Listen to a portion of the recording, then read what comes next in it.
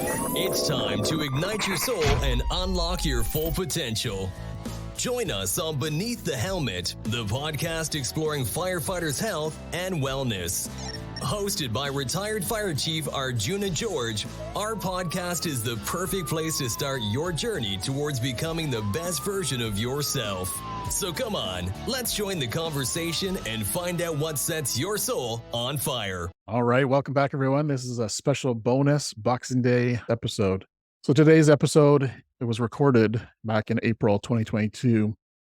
I got to be a guest on the ever so popular and really excellent podcast, A Resilience Project. This podcast is hosted by a friend of mine and also a fellow coach and podcaster in my space. So Cindy Thompson, in partnership with her husband, Robert Thompson, they put together a fantastic podcast that you should really check out. I'll make sure those are in the show notes below. But resilienceproject.com is her website, and highly recommend checking that out. Today's episode is actually episode number 88 of Our Resilience Project podcast. I'd just like to shout out to Cindy and Robert for allowing me to reshare this on my podcast platform, reach a new audience, and also the opportunity to share my message once again. So highly recommend checking out their website, checking out their podcast, and all that will be in the show note. This is a bonus episode for Boxing Day, but if you can believe it, we got 3 more episodes before the end of 2023. So stay tuned. It's bound to be another great set of conversations for you to share and listen to over the holiday break. For all those who are in emergency services, frontline work, just a big shout out to you for your service over this holiday season. It's much appreciated. And for all my listeners in 2023, thank you for sharing, commenting, give me some feedback on what you want to see in season 2. I'm super excited for what 2024 has in store for season 2 of Beneath the Helmet. It's bound to be another amazing season of guests, knowledge, stories that I can't wait to share with you all. So stay well over this holiday season. Hope you enjoy this bonus Boxing Day episode with the amazing Cindy Thompson. All right, until next time, stay well. Hello, friends. I am Cindy Thompson, and this is a Resilience Project. This is a space where stories are shared and possibilities are discovered.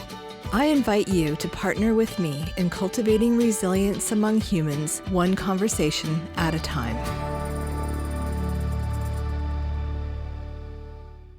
Hello, community of resilient friends. Before we dive into this episode, I want you to know that I am offering masterclasses, levels 1 and 2, called Rising. Each class is 1.5 hours and runs once a week for 4 weeks. We will be taking a deep dive into one of the 4 evidence-based resilience practices that you are going to want to have in your skill set. I will include the link in the show notes where you will find more information and upcoming dates. I hope to see you there. Now, let's jump into this week's burning conversation. Have you noticed that sometimes the very thing that lights us up can become the part that burns us out? As we pursue our dreams and a career we love, it is possible that we run the risk of becoming disillusioned, discouraged, and exhausted. How is that possible when we love what we do? Great question. Anything that takes extensive training, investment of time, sleepless nights, and a heart for the safety of others might lead one to ignore their emotional and physical well-being. I suspect those in the trenches and putting their lives at risk for the benefit of others are prone to be somewhat selfless, run toward danger rather than away from it, and are highly motivated for the greater good. Of course, they still need to be safety conscious and attentive to protocols or best practices. So at what cost could this have for those that fit this description? My guest this week is on a mission as a retired firefighter and fire chief to prevent more than fires, but extinguish the effects of stress and provide an off-ramp if you are at risk of burnout. Loyal to a career he loved and a part of an extended family of first responders, Arjuna George has learned firsthand that early signs of burnout can be missed. What does it take to recognize those markers in our body that suggest something is wrong? Like the indicator light on a dashboard, the red light might be the only sign we get before something can go horribly wrong.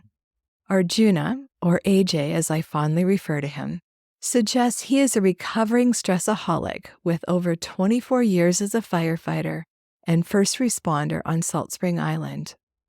AJ spent over 19 years as a firefighter and the last 5 years of his career as a fire chief, serving a community he loves.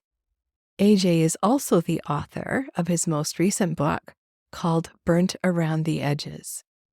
In this conversation, we uncover some system issues beyond PTSD and burnout. This is something much more insidious, and yet it is an area that will erode any organization's moral injury.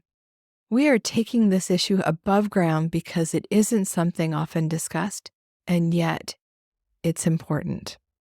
I am so honored that AJ is here to guide us through some of his personal learnings, the indicators he initially ignored, and what it took to make a radical change in his career and life. Here is my conversation with AJ. AJ, thank you so much for being here on a resilience project with me. Oh, it's a total honor to represent and to be on your podcast. So appreciate it. I'm really excited about this because I've been diving into your book and we've just come to know one another in this past 5 months. And I love meeting new people. I love to hear people's stories. And you have a story of resilience, message to share with people that I think is really critical for people to hear. I know you've been a firefighter your whole career on Salt Spring Island, retired in 2021. Walk us through what you discovered over the latter part of your career and what happened in those later stages that caused you to make some changes. Yeah, I think I had a pretty amazing career, and I feel very lucky that I was able to have a career in my own hometown, which is pretty unique in itself. I joined as a volunteer firefighter in 1997, moved up through the ranks, but later on in life, the thrill of the fire service was dull. I knew I put so much heart and soul into the fire service, so much spirit, that I really did not want to let that experience go to waste. I had lots of kind of introspective moments of kind of thinking, is it time for me to just mix things up? Because honestly, I was not as thriving as I once was, and definitely not what I wanted to be. I decided to retire from the fire service after being basically burnt out from organizational stress. Through coaching is what allowed me to see the light at the end of the tunnel and to find out what's truly important to me as a person moving forward. Through that, I found out that serving the fire community was still very important to me, but in a different capacity. So I chose to serve the fire community, first responder community, in a more coaching capacity than operational. Wow, that's a Cole's Notes, but there's so much in the middle. I can appreciate the beauty of being able to work and serve in your own community. At the same time, that passion, that excitement that people have at the beginning of their career, it's not unusual that you do start to get a little bit jaded, a little bit tired, a little bit burnt out, even just with that nature of the work. I don't know what the lifespan might be for firefighters, maybe before they start to get even more tired. I would say that any job that you're in for more than 10, 15, 20, 25 years, you're going to start to feel some sort of maybe jade, maybe resentment, maybe boredom. The fire service, through most of history, you join young and you don't change careers ever. I was breaking the mold in one aspect of leaving the fire service before my retirement, which I know a lot of young fire chiefs appreciated that and reached out to me and saying, setting an example that it is okay to leave the fire service, that it is okay to transition and do a different job later on in life. Yeah, new beginnings are exciting. You now were ready for a new role and you stepped into Fire Chief. I believe it was like the last 5 years. Yeah, last 5 years. I could appreciate maybe ready for a new challenge, but I can hear that it was somewhat lacking in what you'd hoped it would be. Can you walk us through that organizational stress and burnout in that role? I was a chief officer for almost a decade. So assistant chief, deputy chief, and then fire chief. The roles are very similar in a lot of aspects. Essentially, I was doing a chief role for at least 10 years. I see. Going through that, the last 5 years as the fire chief, what I found was the political pressure, the political conversations, the drama, it just didn't fit who I was. I love the fire service, the operations, the fighting fire, serving the community. I love the administration, training.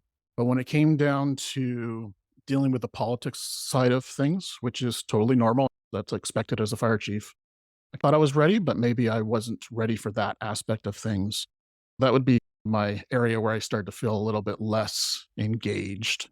It really felt like every single day I went to work, I was putting out fires, not real fires, political fires, drama fires, silly stuff that really took a lot of time from my day where I was actually wanting to be productive and do good for the community, where it felt like most of my days were arguments or putting out fires. That just didn't bring joy to me anymore. I totally understand that as the role of the fire chief is to be a political figurehead. Some people are meant for that. Some people are meant for different positions. My strength was the leadership component of it, but the political side just wasn't my cup of tea. When you decided to step away, what were the signs that it was time? I think I ignored a lot of the signs for a long time, unfortunately. I would say probably a good 3-4 years, I was probably in fight or flight most of the time. Occasionally some freeze components of the stress response. Constant headaches, fatigue, low motivation to really do good in my job anymore. It was mundane, just go to work, do the same thing, just didn't feel the same anymore. I definitely wasn't taking care of myself. I was feeling a lot of body aches and pains. I told myself I didn't have time to exercise because I had too much other things to do. But looking back on that, it's crazy that I said that to myself because there is time for exercise and time for self-care. I really put everyone else in front of me, which is part of servant leadership, but I really felt like I put everyone in front of me way before I took care of myself. I just felt a lot of fatigue, a lot of anxiety. Depression didn't hit, but anxiety was always worrying about what was next, what was the future. That put me in freeze state sometimes where I'd be so worried about the future that I'd be just like frozen and wouldn't be able to operate the way I want. I want to thrive in anything I do. Someone's not fitting the bill here of who I want to show up as. Picturing you as a young firefighter and all the reasons why you got into it. You are on call and want to respond to help others. I can imagine the energy, the drive, the meaning and purpose that comes with what is a good day's work. I read in your book that really your best day is showing up on the worst day for somebody else. I'm guessing there's a lot you don't have control over, that your hands are tied on. 100%. I came across something called moral injury, which is definitely a new term that came out of the military combat terminology. Moral injury essentially is seeing decisions getting made that were going against your morals, your ethics, really your core principles of who you are. The biggest part is you don't have a decision around that. You have no final say in that. As a fire chief, you would think that you'd have lots of final say, but really you're still the middle leader, you're middle manager. You can fight for whatever you feel right, but still that is not necessarily the outcome. And for me, I really felt moral injury most of my career as the fire chief because a lot of the decisions that I wanted to see happen for my firefighters or for the community just went against who I stand for. Do you think that became a deal breaker for you, AJ, in your stress, in what led to that final decision to leave? It played a very massive role, if not the biggest for sure. It was the 23rd of June, 2020. I woke up in the morning, hadn't talked to my wife, hadn't talked to my kids, hadn't considered talking even to myself about this. And within minutes of waking up, I walked out into the front yard, nice, beautiful sunny day, called my CEO and said, effective today, I need to take a stress leave. I have no idea how that came out of my mouth. A few days before that, I definitely experienced some moral injury factors that I'm sure just tipped that over just a little bit, where I really felt like it was time for me to take a break. And during that break, my heart, my soul really said that this is the end.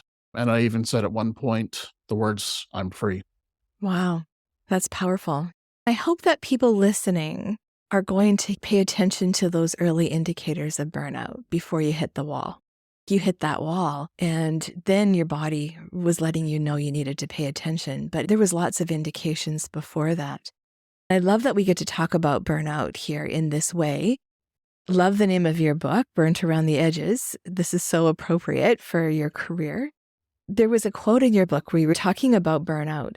Just like firefighters' helmets, we have learned that a dirty helmet is a badge of stupidity, and a clean helmet is a badge of honor. So what is it that we're priding ourselves on and pushing through and trying to maybe gain a sense of purpose, like trying to get a sense of value? And yet, what is that bringing us at the end of the day? I really think there is a time for grit, a time for drive and pushing hard. But just like anything else, you can't sustain that forever. I wanted to make sure that I was working more than anyone else. I wanted to be almost seen. And that wasn't something for me. It was just, I felt it was my responsibility to work more, Mm-hmm. to be available more, to go to more workshops, to go to all the courses, go to the training nights. It felt like it was my responsibility to be there for everything. Looking back, that was my own self-sabotaging myself because I really didn't have to be there for everything. I didn't have to be there available all the time. I think that's the grind mentality of just work, work. There's no time for sleep. If you get 3-4 hours a night, that's good sleep. That's crazy talk. Mm-hmm. There's gurus out there that are preaching that working yourself to the bone and work more than you sleep. Don't bother taking vacation. Vacation's for wimps. I'm all about self-care now. And I had to go through that myself. I'm an example of what not to do in one aspect, but now with my new understanding, I'm an example of what to do. I really spent almost 3 years of really immersive self-care, introspection, looking at who I am, what I want to do, what's important to me. I put a lot of work into that, and I really tried every modality, any technique, any supplement under the sun to recover from my burnout. I was really doing that all for myself, but as I went through the process longer and longer, I was like, I got to share this. Mm. That's where the book originated. There's so many gems in there for us. Thank you. When somebody is going through that level of stress, it also impacts families. How did that show up in your family that you might want others to hear and to listen for? Mm-hmm.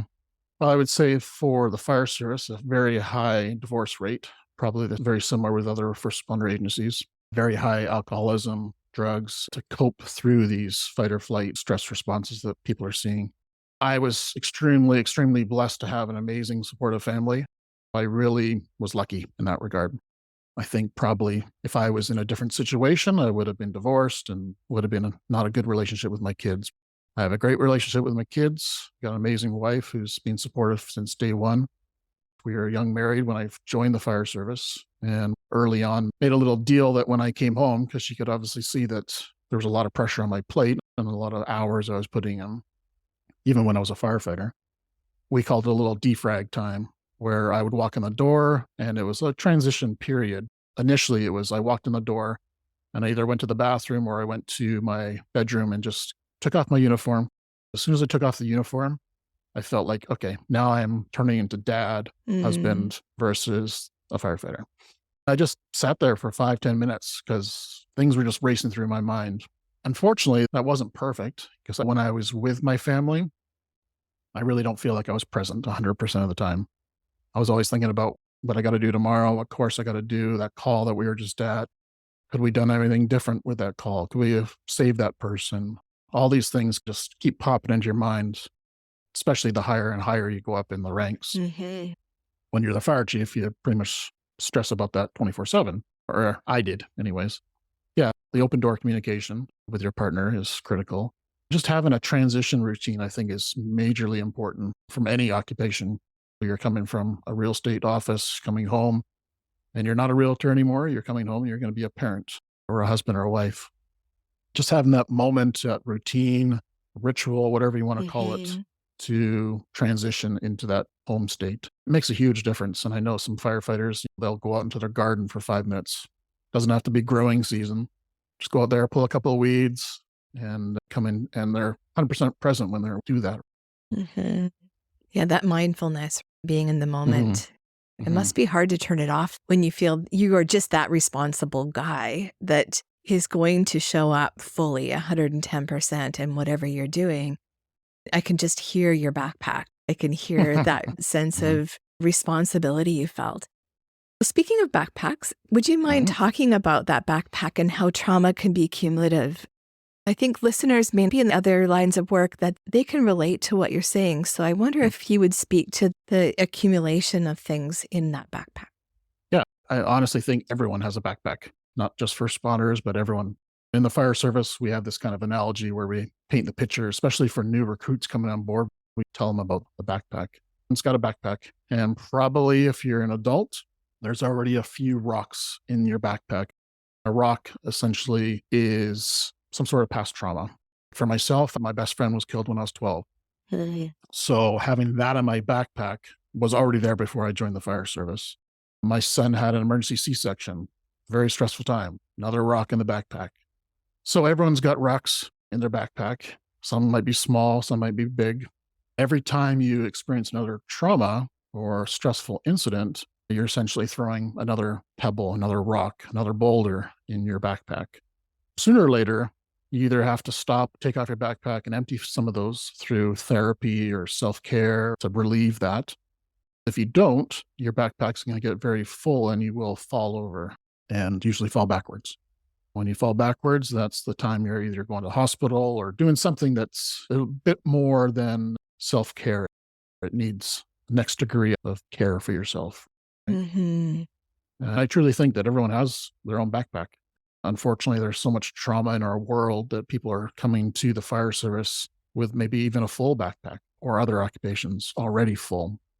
That next call they do is just over the top, right? Yeah. Sometimes we don't know when that's going to be triggered. There may be traumas there that have not been resolved. There can be a situation, a scenario where we react because of that backpack that's very full. You never really know when you're going to be hit by that. If somebody's in a car accident who had a number of physical injuries, head injury, back injuries, and that's impacted their ability to go to work, and they get sent for all kinds of physio treatments. When you have these kinds of traumas that are in your backpack, I can hear it took a long time to heal. I didn't start healing until about 2 years ago, honestly. I had to hit that wall before I realized it, and that's not ideal by any means. When I hit that wall, it was pretty obvious that I had to start right that second to do something. For the first couple of months, all I had to do was physically just sit on my deck, cup of coffee, glass of water, and just turn off my mind, be mindful, meditate, look out into the ocean. I don't want to say I was a vegetable, but I was close to being a vegetable, just being Numb. numb. Yes, great word, great word. That slowly dissipated. I honestly couldn't see people. I really didn't want to communicate with anyone except for my family. I just needed that space to decompress from all those feelings and years. There was anger in there. That was a big emotion that I had to deal with. Then after that, I did every modality I could possibly think of. First off, I reached out to obviously psychotherapists and counselors. They assisted with the moral injury component and some other stuff that I actually hadn't even considered as my traumas. There's 5 people who got killed in this boat accident. There were coffins of children, and I remember it, but once I went through therapy, I was like, wow, that really did hit me hard, and I never processed it. Once again, back to my friend who got killed when I was 12, never processed that either. There was a lot of stuff that wasn't fire related that I still needed to process. Then after that, I hired 3 different coaches that really helped me see the bright future that I had, that this wasn't the end of things. I wasn't counseling, it was coaching that really helped me move forward in life and find what my true meaning was. Highly recommend body work. I did a lot of body work with energy work, which is something I've never done before, and that was very interesting. Acupuncture, a game changer. I still do that monthly. Therapeutic massage. Massage and acupuncture, I really feel it's more than just a nice feeling. It's not like a spa massage. When you're massaging the body, you're actually massaging the nervous system, your vagus nerve. It allows your body just to relax and turn off for a good hour, which some people just can't do because we're always going. It allows you just to 1 hour, just relax, but also to get your nervous system rebalanced a little bit. I did a whole bunch of hormone testing, and I found out my testosterone was very low. A lot of minerals and nutrients were very low in my system. Pre-diabetic, so not diabetic, but I found out that I was insulin resistant, which is basically caused by high cortisol levels through your system. I always drank a lot of water, Mhm. but I really, really increased my water intake. I really found out that was good for the body as well as the mind. My water intake went through the roof. I started Mm. to exercise. I got a puppy a couple years ago, and he takes me for a walk for sure. Mm. It's nice to see you Yeah. smiling as you think of your dog, Yeah. the value that has brought. I honestly couldn't imagine going through this without him for sure. Mm. He's been a huge anchor in my life for sure. He goes with me everywhere. I love that. You hear often that is actually very healing to have that pet that's unconditionally there for you, but also your buddy on the walks and gets you out there. AJ, there's so many practices that you needed to rely on just to unravel that level of stress and to calm your nervous system. I wanted to draw that out because I want people to hear what they're doing to their bodies by ignoring and just pushing it to the limit or over the limit on a regular basis, the damage long term that they're doing by ignoring these things and not taking care of and resolving these traumas. It's been a couple of years of healing. I still got years of healing for sure, but I Mhm. feel like I'm thriving now versus drowning, essentially. Mhm. Self-care is going to be a practice that I do for the rest of my life for sure.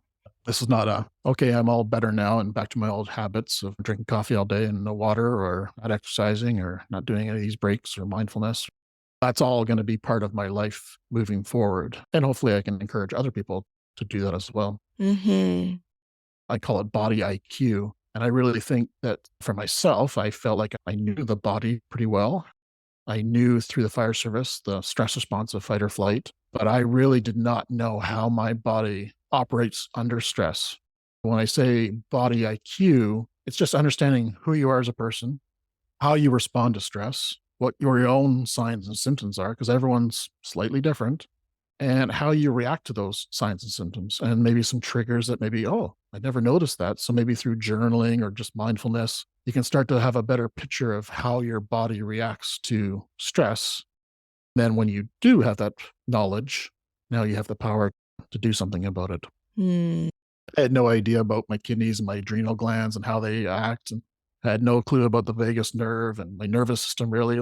I knew the parasympathetic and the sympathetic, but other than that, you have this one body and it's here for the rest of your life, and you might as well optimize it as much as you can. Well said.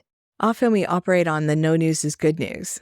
Mm-hmm. If we're not Yep. hearing from our body or isn't stopping us from doing things, we don't pay attention. There's little ways that our body is talking to us and how we're responding to our world and our lives that we should be paying attention to. I hope that people will buy your book because there's so many practices, mindfulness exercises that really walk people through your learning. And that's what I love about this podcast is we get to highlight what you've been learning in your life, in your career, in your experience. And since leaving the fire service, really identify the importance of this work, of really listening to that one body we get. Yeah. 100%. What would you say to that younger firefighter when you were first starting? What wisdom would you have for him? There's two things that keep popping into my mind. And one goes back to the body IQ of just learning who I am as a person and not being so unaware of my own self. I think that was critical. The other one would be just a bit more vulnerable as a young person, because I always felt like I had a wall up, especially as I became a career fire chief. I had to basically put on a mask of what is expected to be as a fire chief. Once again, back to my own self perceptions and my own self talk. I told myself I couldn't go to work sad. I couldn't go to work unhappy. Mhm. I had to be stoic 24/7. And that's not healthy. That's not real. But that's what I told myself. Now that I have that new knowledge about really what it is to be a good human, I think vulnerability is pretty key. I don't think a lot of people do it, and including myself. But when you do it, holy cow, it's freeing. It's very Mm. freeing to be vulnerable, which you would think would be the opposite. But when you're just yourself, there is no mask. It takes a lot of energy to wear a mask every day of someone who you're not 100%. So good. Yes. Yes. What would you say to leaders who are leading a team and maybe not willing to be vulnerable themselves, or this piece around the moral injury? What would you like to see change out there? I think if you're going to be a good leader and promoting healthy, psychologically safe environments, you gotta look at yourself first. Self-care and leading by example. I promoted mental health, self-care every day. Hmm. I thought I was doing a good job. I really did not see any red flags because I was ignoring them. Looking back on it, I did a good job promoting it, but I didn't do a good job of walking in those shoes. Mm-hmm. I think for leaders, if they can't be vulnerable and it's just a struggle for them to open up, is to just work on themselves first and find out who they are as a person. This can be through coaching, through personality tests, through lots of ways, even just mindfulness and meditation, they can figure out who they are. And after that, I think psychologically safe environments really need open dialogue. I'm a big fan of just, it doesn't have to be the fire chief making decisions or the CEO making decisions. I really think the people doing the job should be part of that. Very collaborative, open dialogue through the organization really helps. Breaking down silos. I really feel silos inside of an organization is not healthy and really creates us versus them mentality, as well as it kind of brews rumors and drama. When there's those silos within, everyone's like, oh, what are they doing over there? What are they doing over there? Yes, 100%. Let's talk about the 7 resilience practices in your book that you have found to be helpful. Would you like to just briefly refer to each of those and tell us what those would involve? Yeah, so the 7 resilience practices, it's a system that was built by this author, Linda Hoops, Prosilience. It's 7 muscles in your body, and they're not real muscles. It's just a picture to help learning. We'll go through all these: positivity, confidence, priorities, creativity, connection, structure, and experimenting. When I personally did the workshop, which comes along with a survey that you do, for me, priorities and connection were very low, meaning that I was not using those 2 muscles. So connection, I really didn't feel personally until I dug a little deeper that I was low on connection. I felt like I talked to people all the time and that was the thing. But what I found out was I didn't ask for help. Mm-hmm. So when I was struggling, I did not ask for any assistance. When I was learning this, I was building a shed in the backyard. And even after knowing this, I was still stubborn enough to not ask for help. I'm not a builder. If I just ask my neighbor who's in construction. Okay, yeah, I can see that. Now that you paint that picture of it's not just talking to people or having connections, it's reaching out for support as well. Another one that was causing stress within me was priorities. For me, I have lots of balls in the air. And right now I have lots of balls in the air still, but very much more manageable than I used to. I would be going from one shiny thing to another shiny thing and never focusing on that one priority and working on that. Once I learned about that, my number one priority, honestly, was my health. Then it turned into my book, and then it turned into coaching and my business. I really started to focus in on those priorities versus having myself spread everywhere, which causes a lot of anxiety, a lot of stress. You can just focus on one thing and knock it out of the park versus doing mediocre work on the other projects. Yeah, each one of them has a lot of value. Are there a couple more that you would want the listeners to understand a little bit more in depth? I think there's value in just expanding on it a little further. The positivity is, I wouldn't say straightforward, but it's, are you walking into the room, lighting it up versus turning the lights off and making it dim and grumpy for everyone? When you're flexing these muscles, some of them you can actually overflex and use them too often. Your crutch is maybe structure. Maybe I'm too structured. When I'm dealing with people in my organization who are not structured, that causes tension, drama, conflict. Sometimes you can actually overuse them as well as underuse them. Yeah, good point. Then confidence is the can-do attitude. Some people are more confident in certain situations. When you learn that if you can use this within your organization, you can actually learn people's strengths and use them in their strengths. If somebody's super confident under stress, let's use AJ, who's under a lot of stress, but he can make really confident decisions. Let's use him in that scenario because that's where he thrives. Once again, confidence, priorities, discuss that. Creativity, definitely a huge one. I talk about my book. I really didn't even know what the word joy was. Obviously, I knew what the word meant, but I never lived it because I was always work mindset. Mhm. On to the next thing. What's next? What's next? What's next? I never got to enjoy the moment. Looking back on it, I really had so much experiences in life in a short time, but I was always looking for the end goal versus enjoying what's happening right now. For creativity, I'm a big photographer, haven't touched that in 10 years. So my creativity was almost zero, especially as the fire chief. When I was in my other ranks, especially the training officer, I was able to flex that muscle a lot because I could make props, I could make training scenarios, all these fun things that really essentially allowed me to be creative in my job. Once you get to that position, what I found anyways, as the fire chief, was my creativity just was non-existent. Mhm. That adds to your resilience. If you can't Mhm. be creative, it doesn't have to be artwork per se, just creative and different thoughts. I never, in the last 24 years, seldom had a time to just think instead of do. Good point. You're inspiring me to get back to my painting, which I haven't touched for a long time. Thank you for that reminder. Yeah. I used to fly fish all the time. I used to do photography, and one day I'll get back into that. But I'm also doing different hobbies now. Once again, sometimes people can be too structured or not structured enough, and they want to shoot from the hip. But structured allows for some people to thrive in it. There'd be checklists or be things that structure their day in a very organized way. Then experimenting would actually be going out and trying different things. Some people can thrive experimenting, just throwing it out there and see what happens. And some people have to go through a very methodic analysis before they pull that trigger of doing that new thing. Yeah, I go into a lot more in depth in my book, but then also in Prosilience by Dr. Linda Hoops goes into even deeper. I offer a workshop that delves into that. I truly think that the more resilient you are, the better you're going to be off with stress, what turbulent things happen in your life, chaotic times. Resilience really is the key to a healthy life. Well said. And I've been really contemplating this lately, that for some people within organizations, they might be feeling like resilience has been forced on them, told that they have to build this resilience. And yet I like to look at it like a choice that we make every day, not because we're hitting the wall, but because we want to thrive and adapt. Some people, I haven't really recognized the need for it before hearing this podcast. There's probably people all the way along that spectrum. I really want to encourage people to see this as a choice, and each of those practices can be built upon and added in like a muscle, like you suggested.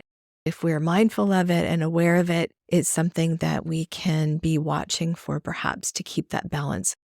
Yeah, I just encourage people with resilience not to be a yo-yo and just keep bouncing back.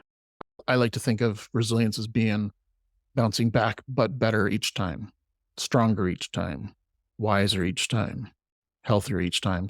If you just keep bouncing back, like a weight loss, I lose 10 pounds, gain 10 pounds, I really think you need to get just a little bit better each time, a little bit wiser from what you experienced, what you went through. That's how you're going to build your resilience. Like a good workout, you want to maintain that muscle and build on it, not quit the gym for a month or 6 months and then go back and rebuild it. Yeah. Nice. Exactly. What is one word that would describe who you are today, AJ? How about two? Sure, you can do two. At ease. That was a question I wanted in my life through going through my energy work, my counseling. That word kept coming up. I just want to be at ease. That's all I want. I don't need anything else in life. Just be at ease. When I say ease, it's not being lazy or just doing nothing, vacation mode all the time. It's just feeling that I'm showing up as I am every day, as Arjuna, as my true self, my authentic self, and not having to sugarcoat it or pretend to be somebody else.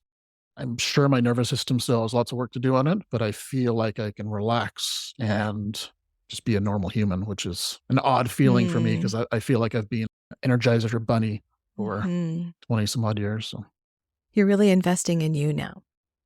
You've invested in a lot of people over your career in helping others. And now you're really diving into AJ and what he needs. Yeah. Honestly, I truly felt that if I didn't do this, I was going to die. Yeah. I'm so glad you're here. I'm so honored to have a copy of your book, but highly recommend it for anybody. I'm not a firefighter, but there's a lot of juicy bits in here that I appreciated learning about you, AJ, and about the topic of burnout even further. Thank you for taking some time to be here in this conversation in benefit of helping others.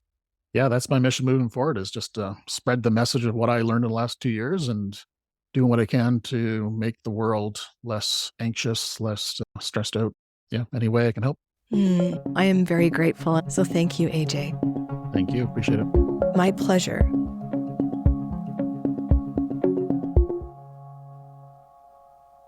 Before I share some of the reflections on this episode, if you have been enjoying this podcast, I wonder if I could ask you to do a quick favor.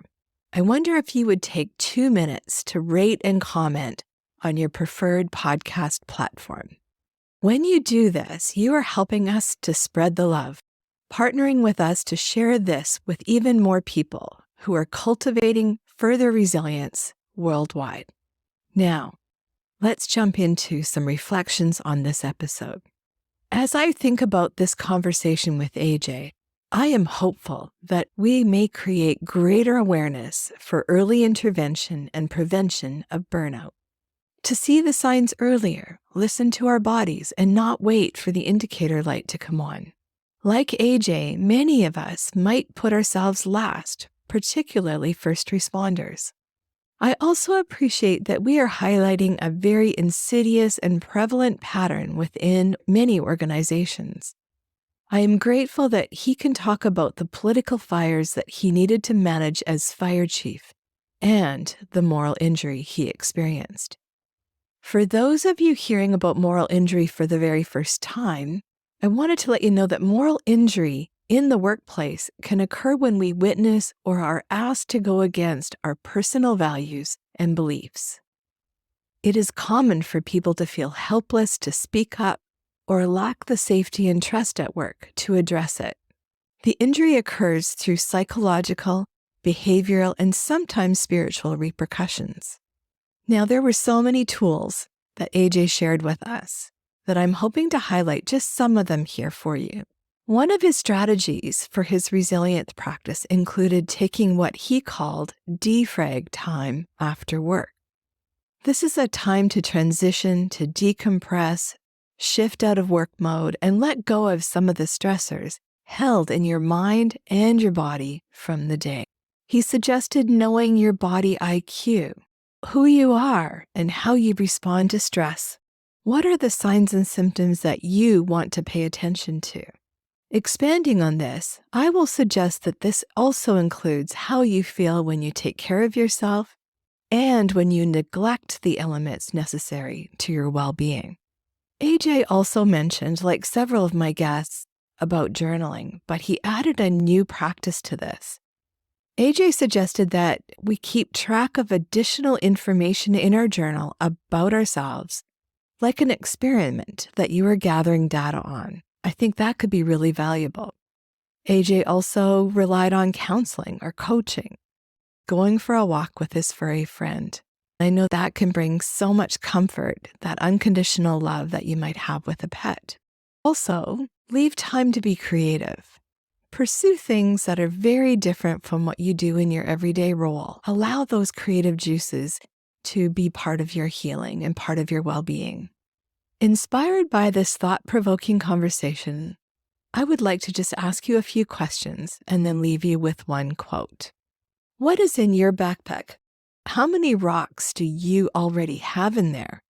And how big or small might they be? What are the indicators that you notice when your backpack is too heavy? I pulled out a quote from AJ's book by Michael Jordan. If you run into a wall, don't turn around and give up. Figure out how to climb it.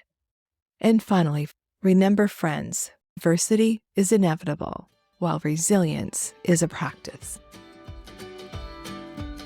Thank you for listening to this episode of A Resilience Project. We would not be doing this podcast without you. If you or someone you know has an inspirational story or is helping to build resilience in their community, please email me at cindy@aresilienceproject.com. In fact, email me either way. I would love to hear from you. My hope is to feature an episode periodically on your letters of resilience. I'm very interested in hearing your story of how you have tackled hard things and what worked for you. With your permission, I hope to share some of these stories along the way with our listeners. Also, check out my website, aresilienceproject.com, to learn more about our amazing guests.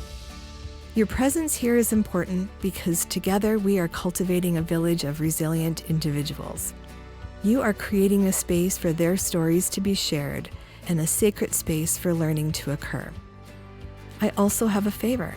I would love for you to go to your preferred podcast platform, rate and review the podcast so that we will know how we're doing. I also would like to express my gratitude to the amazing team of volunteers that have jumped on board to support this project. You will find each of those beautiful people on my website on the team page. As you go about this week, I invite you to think about one way that you can continue to grow your resilient muscle. What is one thing you can start with today? See you next week.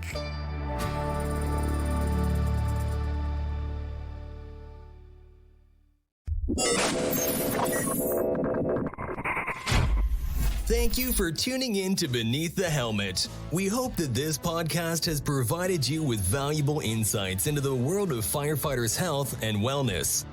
Remember, caring for your physical, mental, and spiritual well-being is crucial to achieving optimal performance. Join us next time on Beneath the Helmet for more inspiring conversations. Until then, stay well.